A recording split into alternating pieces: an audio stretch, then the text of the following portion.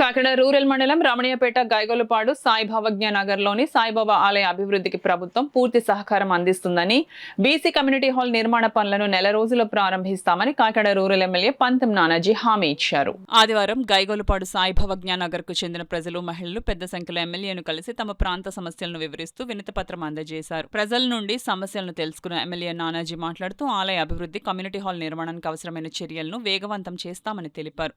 సాయిబాబా ఆలయం, community hall నిర్మాణాన్ని అడ్డుకుంటున్న వారిపై చట్ట ప్రకారం చర్యలు తీసుకోవాలని అధికారులను ఆదేశించినట్లు వెల్లడించారు. భక్తులు ఆలయ అభివృద్ధి కోసం అందించే విరాళాలను అడ్డుకోవడం, దాతలను బెదిరించడం వంటి చర్యలను ప్రభుత్వం సహించదని ఎమ్మెల్యే నానాజీ హెచ్చరించారు. ఆలయాల నిర్వహణ పారదర్శకంగా ప్రజల భాగస్వామ్యంతో కొనసాగాలని, భక్తుల మనోభావాలను దెబ్బతీసే చర్యలపై అవసరమైతే చట్టపరంగా కఠిన చర్యలు తీసుకుంటామని ఎమ్మెల్యే స్పష్టం చేశారు.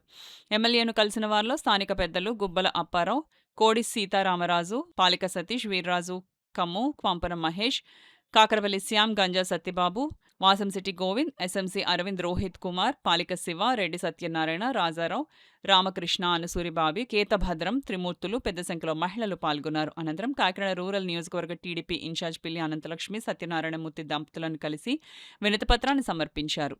అక్కడ ప్రాంతంలో గుడికి సంబంధించినటువంటి భూములు, ఇతర భూములు ఆక్రమించినట్లు, అలాగే అతని ఇంటి దగ్గర కూడా నేను చూడడం జరిగింది. అలాగే ఆదేశాలు ఇచ్చాను. అది అయిపోయిందని అనుకున్నాను. ఇప్పుడు దాకానే రోడ్ని ఆక్రమించి బాగా 60 ఫీట్ రోడ్డు, అక్కడ ఉన్నటువంటి 60 ఫీట్ రోడ్ని 10-15 ఫీట్ అతను ఆక్రమించడం జరిగింది.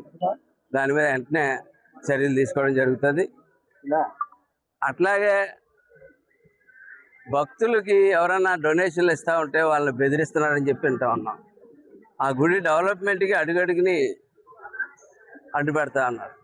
సామాన్యంగా ఎక్కడన్నా ఒక గుడి నిజంగా అతనే మొదలుపెట్టాడు అనుకుందాం,